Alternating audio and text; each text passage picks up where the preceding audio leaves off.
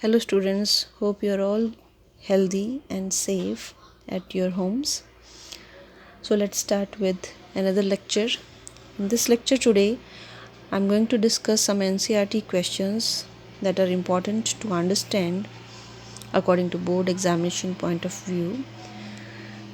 So these questions are given on page number 216 in your books. You can refer to your books also. Let's see, first question says that judge the equivalent resistance when the following are connected in parallel. That is 1 ohm and 10 raised to power 6 ohm. First part is given like this. And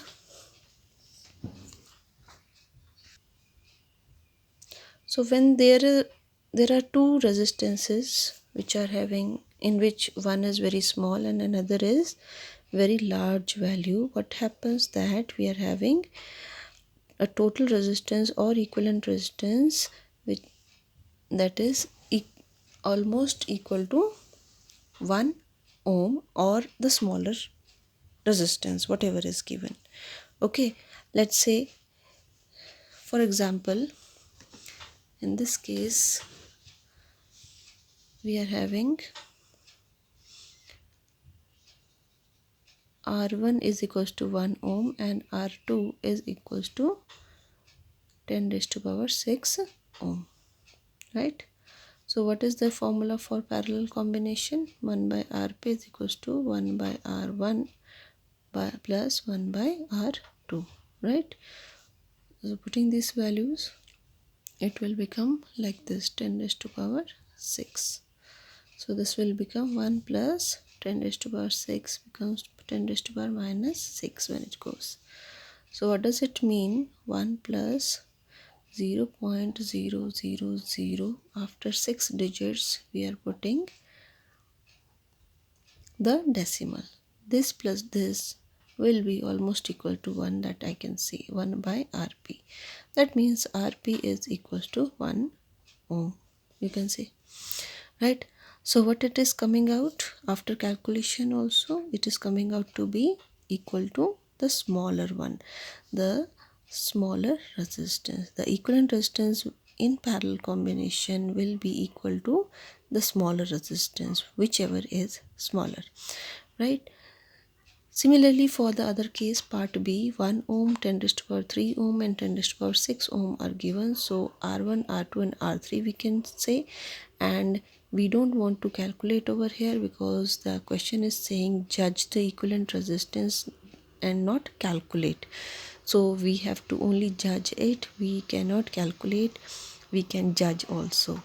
Okay, so in this question we can write down directly the answer should be 1 ohm in this case, and in this case also it should be 1 ohm. One another concept regarding series combination we can clear right over here, that whenever we are having these two resistances, if they are connected in series combination, then what will happen? Then total resistance will be equivalent to the larger one, right? So this will be 1 plus 10 raised to power 6. So if we add 1 in 10 raised to power 6, that much larger value, then it will be almost equal to 10 raised to power 6 ohm. So in series combination, if one resistance is very small and another is very large, then equivalent resistance in series combination will be almost equal to the larger resistance, and in parallel combination it will be almost equal to the smaller resistance, right? This concept we should remember always. Okay, let's come to question number 2. Now in question number 2, an electric lamp of 100 ohm, a toaster of resistance 50 ohm and a water filter of resistance 500 ohm are connected in parallel to a 220 volt source. So what is given? Three resistances, this and these are all connected in parallel combination with a 220 volt source.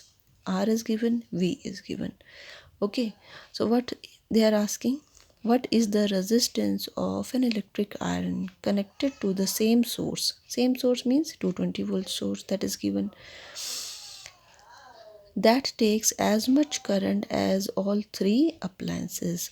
As much current as all three appliances means this and this. The current in all the three appliances will be different, and the total current whatever these devices are taking, that current amount will be taken by this electric iron.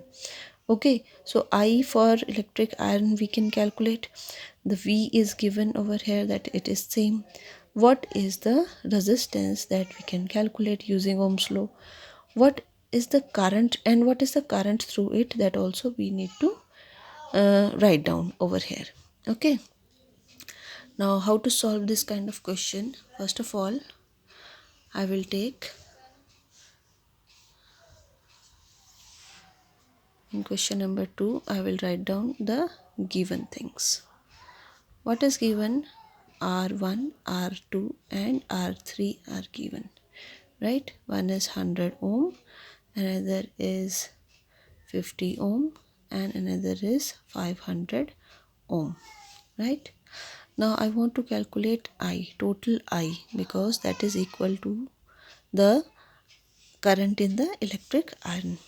Okay, to find out total I can calculate I1 plus I2 plus I3, right? I1 will be through this, I2 will be this, I3 will be from this. What is V? V is common for all, that is 220 volt.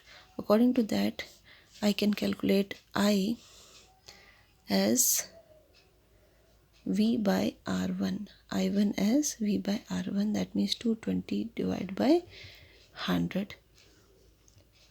Okay, so that will be equal to 2.2, you can say, or in fraction if we can keep it, it will be 11 by 5. Similarly, I2 equals to V by R2.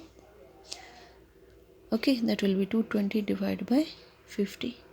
It will be 22 by 5. And what is I3 in this case? V by R3, and that is equals to 220 divided by 500, and that will be equal to, we can write 22 by 50 in a fraction form. Okay, why I am keeping it in the fraction form? So that it is easy to add. So what is total I over here? It will be 11 by 5 plus 22 by 5 plus 22 by 50, right? After adding all these, I am just writing down what is the LCM, and then what will be, I will be getting after adding is this much value, and that will be equal to 7.04 amperes around. I have calculated earlier, so I can write down over here like this. Okay, so what will be resistance of the iron? Resistance can be found by this same formula, Ohm's law. 220 is given potential difference. What is I? I am getting I as 7.04. That will give me after calculation 31.25 ohm resistance. And what was the current they are asking? Current was 7.04. This is one of the answer and this is another of the answer. Like this we have to find out these kind of questions. Okay, now what is the third question? Here we can see what are the advantages of connecting electrical devices in parallel with the battery instead of connecting them in series. Okay, we have to write down the advantages. First advantage that I can discuss is when we are connecting the devices in parallel combination, then first important point or advantage that we keep in our mind is in parallel combination,